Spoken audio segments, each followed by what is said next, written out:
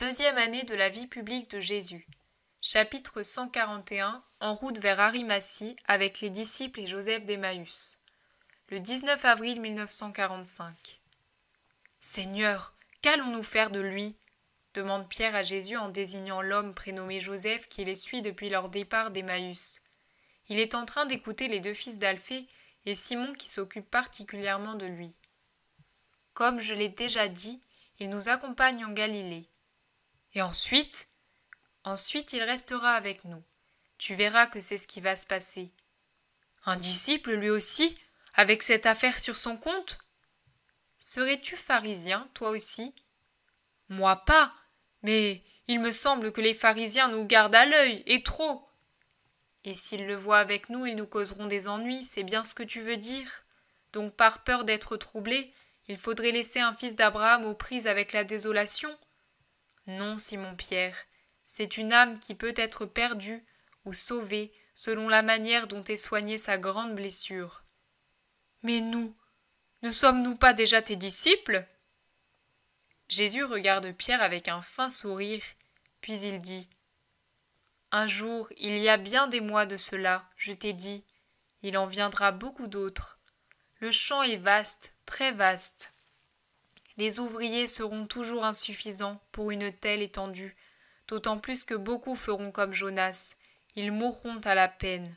Mais vous serez toujours mes préférés, achève Jésus en attirant à lui Pierre, assombri mais tranquillisé par cette promesse. Alors, il vient avec nous ? Oui, jusqu'à ce qu'il ait remis son cœur en place. Il est empoisonné par toute la haine qu'il a dû absorber. Il est intoxiqué. Jacques, Jean et André rejoignent le maître et l'écoutent. Vous ne pouvez évaluer l'immensité du mal que l'homme peut faire à l'homme par une intransigeance hostile. Je vous prie de vous souvenir que votre maître s'est toujours montré bienveillant à l'égard des malades spirituels. Vous pensez que mes plus grands miracles et ma principale vertu se manifestent par la guérison des corps ? Non, mes amis. Oui, venez, vous qui marchez devant, et vous aussi qui êtes derrière moi. La route est large, et nous pouvons marcher en groupe. Tous se serrent autour de Jésus qui poursuit. Mes principales œuvres, celles qui témoignent davantage de ma nature et de ma mission, celles que mon Père regarde avec joie, ce sont les guérisons des cœurs, soit les guérisons d'un vice ou de plusieurs vices capitaux, soit les désolations qui découragent quand on croit être frappé par Dieu et abandonné par lui. Une âme qui a perdu cette certitude de l'aide de Dieu, qu'est-elle donc ? C'est un faible liseron qui se traîne dans la poussière, car il ne peut s'accrocher à l'idée qui faisait sa force et sa joie. Vivre sans espérance est une horreur. Si la vie est belle malgré ses duretés, c'est seulement parce qu'elle reçoit le flot du soleil divin. La vie a pour but ce soleil. Le jour humain est-il sombre, trempé de larmes, marqué de sang ? Oui, mais après viendra le soleil, plus de douleur, plus de séparation, plus de dureté, plus de haine, plus de misère et de solitude sous les nuages qui accablent, mais clarté et chant, mais sérénité et paix, mais Dieu est le soleil éternel. Vous voyez comme la terre est triste quand survient une éclipse. Si l'homme devait se dire « le soleil est mort », n'aurait-il pas l'impression de vivre pour toujours dans quelque obscur tombeau, emmuré, enseveli, mort avant même d'être mort ? Mais l'homme sait qu'au-delà de cet astre qui cache le soleil et donne au monde un aspect funèbre, le joyeux soleil de Dieu brille toujours. Il en est ainsi de la pensée de l'union à Dieu en cette vie. Les hommes ont beau blesser, voler, calomnier, Dieu guérit, restitue, justifie sans mesure. Les hommes prétendent-ils « Dieu t'a repoussé ?» L'âme sereine pense, doit penser, Dieu est juste et bon, il voit les causes et il est bienveillant.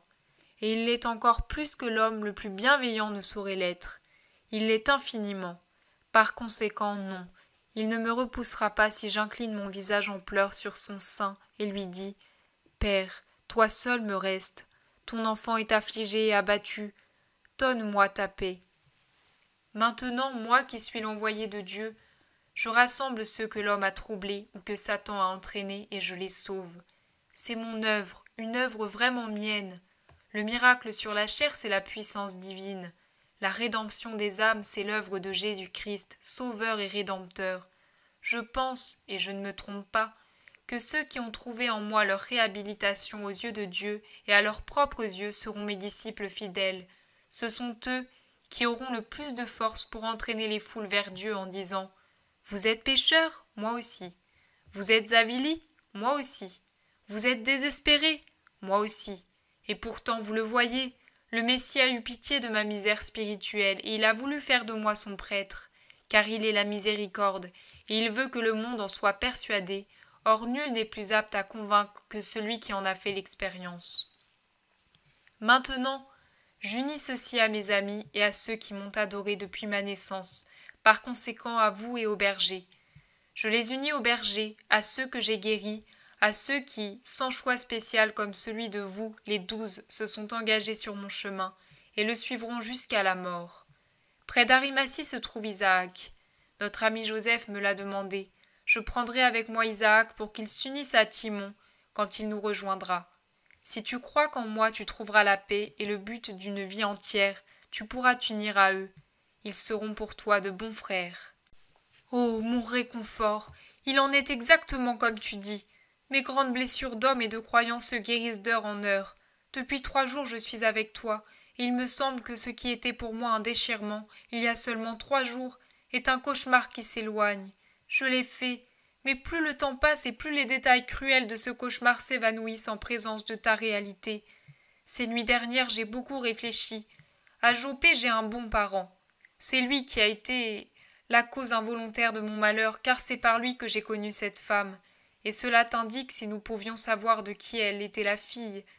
Elle l'était bien de la première femme de mon père, oui, mais pas de mon père. Elle portait un autre nom, elle venait de loin. Elle a connu mon parent par échange de marchandises. C'est comme ça que j'ai fait sa connaissance. Mon parent désire vivement mon commerce. Je le lui offrirai. Ce sera la ruine si je le laissais sans propriétaire. Il l'achètera sans aucun doute, pour ne pas éprouver le grand remords d'avoir été la cause de mon malheur. Cela me permettra de me suffire à moi-même et de te suivre sereinement. Je te demande seulement de m'accorder cet Isaac dont tu parles. J'ai peur d'être seule avec mes pensées. Elles sont encore trop tristes. Je vais te donner Isaac, c'est une bonne âme. La souffrance l'a perfectionné. Pendant 30 années, il a porté sa croix. Il sait ce que c'est que souffrir. Pendant ce temps, nous poursuivons notre route, et vous nous rejoindrez à Nazareth. Ne nous arrêtons-nous pas chez Joseph dans sa maison? Joseph est à Jérusalem, probablement. Le Sanhédrin a beaucoup à faire, mais nous le saurons par Isaac. S'il est chez lui, nous lui apporterons notre paix. Sinon, nous nous arrêterons une nuit seulement pour nous reposer. J'ai hâte d'atteindre la Galilée. J'y ai ma mère qui souffre, parce que, rappelez-le-vous, il y a quelqu'un qui se donne pour tâche de l'affliger. Je veux la rassurer.